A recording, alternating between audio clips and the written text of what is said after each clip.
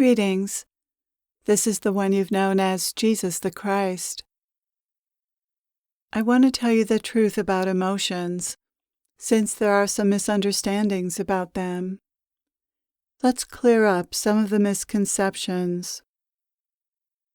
The problem is that people think their emotions tell them something true and useful about themselves and others, while feelings don't actually inform you about objective reality.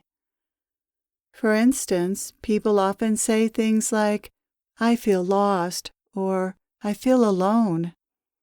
Having such feelings makes them believe they are actually lost or alone, when there's no evidence for that. Feelings make something seem true that isn't true.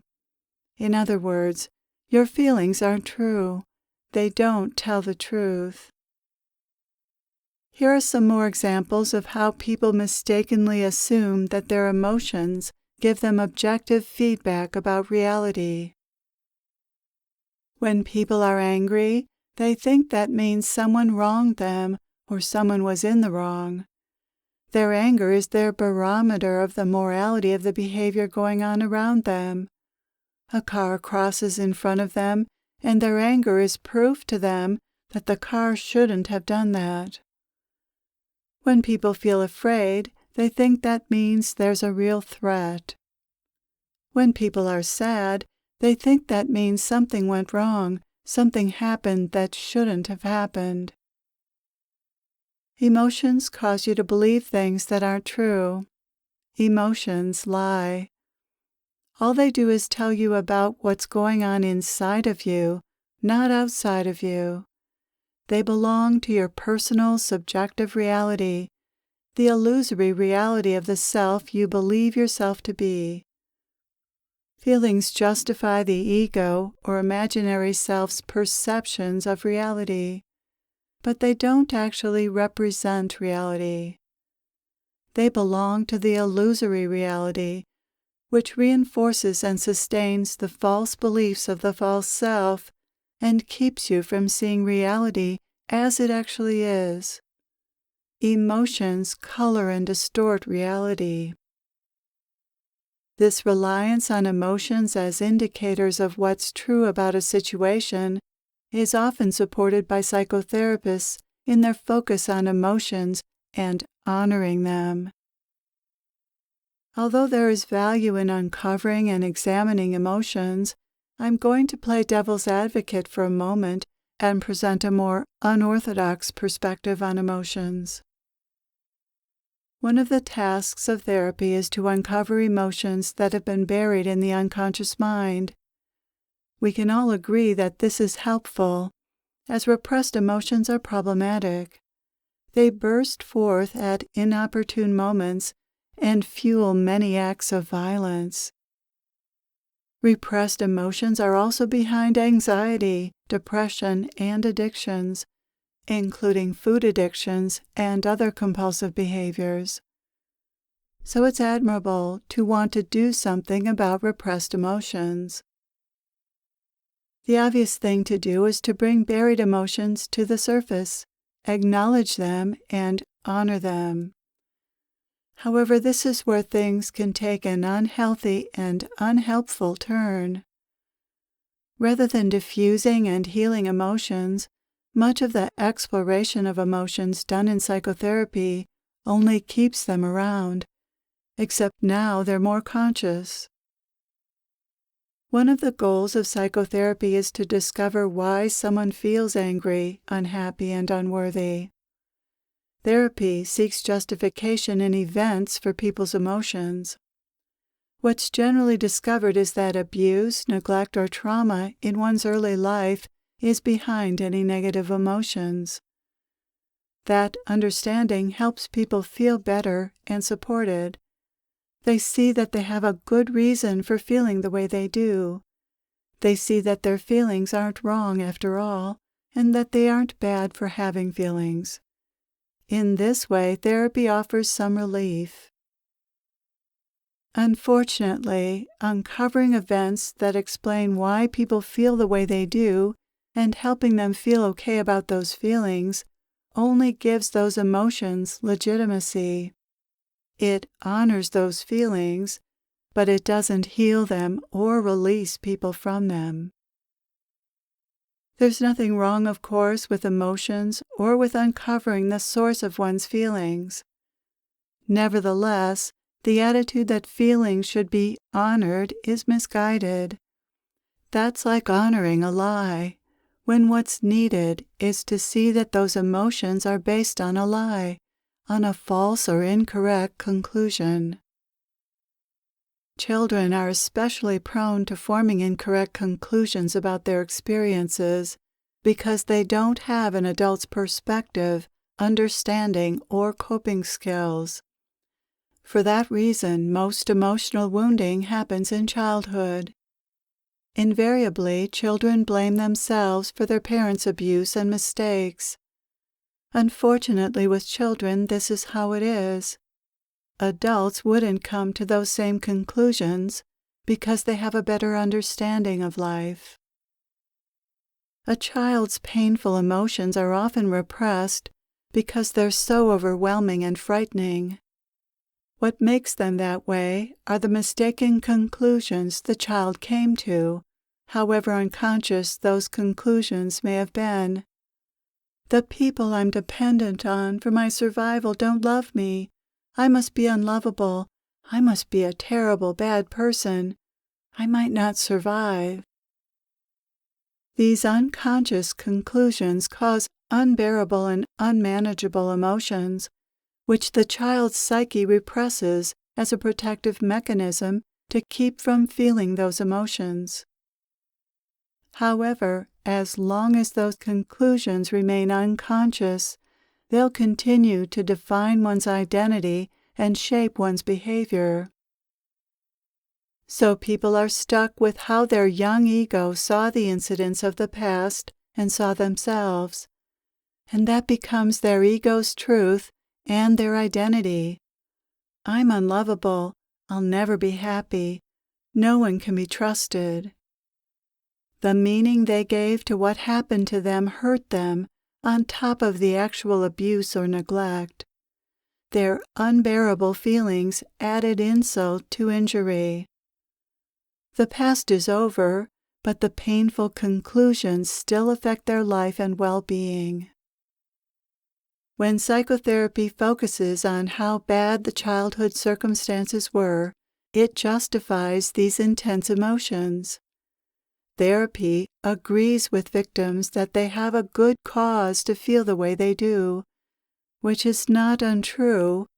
However, the real work in therapy is to uncover the conclusions that contributed to the child's pain, many of which are unconscious, and to help one arrive at other, truer, and more positive conclusions. Although people are stuck with what happened in the past, since the past cannot be changed, they don't have to be stuck with their conclusions about the past. People can come to see their past differently, in a way that doesn't leave them feeling angry, hurt, or unworthy. Reformulating their mistaken conclusions frees people from emotions related to the past. This reformulation is called reframing. What happened is seen from a larger perspective, put in a larger frame. Healing emotions is a matter of correcting the conclusions that continue to affect one's life, not analyzing the past or dwelling on it by retelling it, which only keeps the emotional pain alive. Uncovering the events behind painful emotions doesn't change the past or the emotions, and too often becomes a justification for those emotions, rather than a means for healing them and becoming free of them. How is having a justification for your emotions helpful? Won't you just continue to try to justify your feelings going forward? Of course I'm angry. He shouldn't have done that to me. Instead of repressing or suppressing your anger, as you might have done in the past, you'll be proud of it. I'm just expressing my anger. What's wrong with that? After all, you learned that repressing your emotions wasn't healthy. Or instead of repressing your sadness, you'll honor it by wallowing in it and turning it into an identity. Of course I'm sad. I had a sad life. That's who I am. That's how it is. With your emotions front and center and the belief that they're true and meaningful, it's a short trip to justifying hurtful and unhealthy actions. If your feelings are justified, then why wouldn't behavior that follows from them be justified as well? If you're living in an emotionally laden inner world because you see feelings as true, important, and justified, then they're bound to lead you astray and cause you to act in ways you later regret. If you feel that your emotions justify your actions, then why does it matter what religion or society says? So the result of honoring feelings is often that emotions override morality and people feel comfortable meting out punishment based on their emotions. Their feelings seem true and righteous, so actions stemming from them must be as well, or so it's reasoned. Is this not the justification for terrorism and war?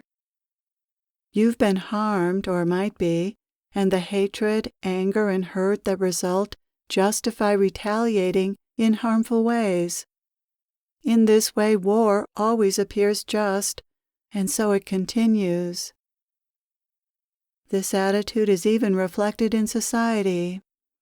Even though society prohibits victims from meting out their own justice, the justice system exacts revenge in its own way through the penal system, which is indeed penalizing.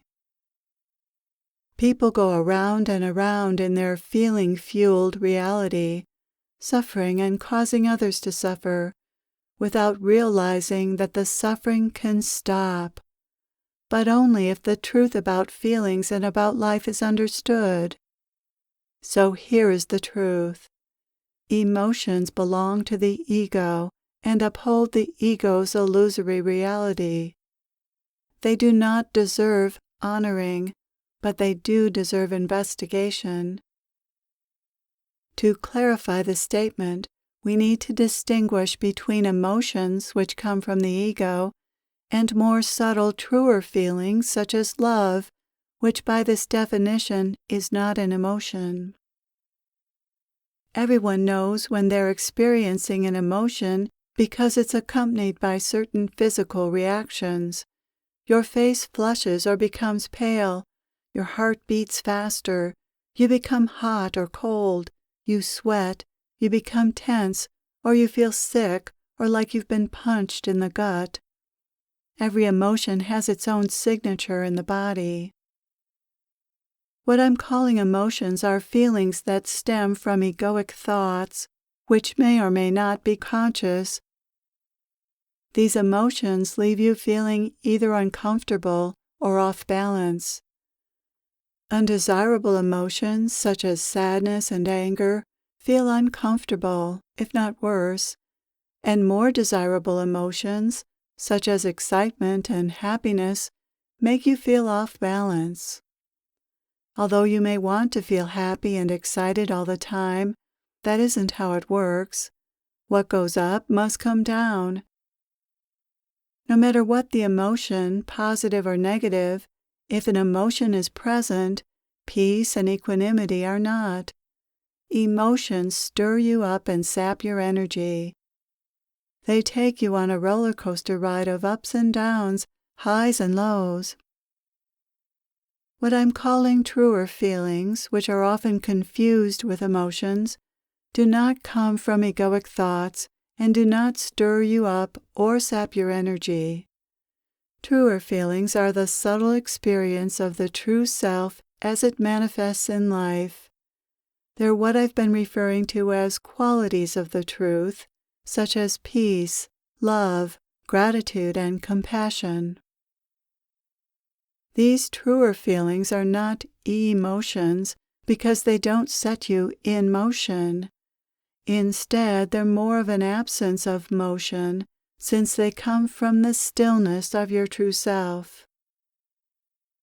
When you're in touch with peace, love, gratitude, compassion, strength, or any other quality of your true nature, you experience a solidity and equanimity that does not exist in the egoic state of consciousness, especially when emotions are present.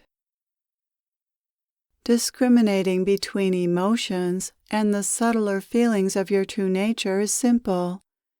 Emotions feel unsettling, and most are unpleasant. You feel you have to do something about them. On the other hand, feelings from your deeper self are settling and always pleasant. Nothing is missing. There is no problem. All is well. The thoughts in the egoic state of consciousness that produce emotions may be so quiet or so little in your awareness that you don't realize they're responsible for what you're feeling until you take a look. This is where investigation comes in. By becoming aware of an emotion and then investigating the thoughts behind it, you can become free of that emotion. Investigation diffuses and can eventually eliminate negative emotions, or at least minimize the effect in your life. Thank you for being here. I am with you always.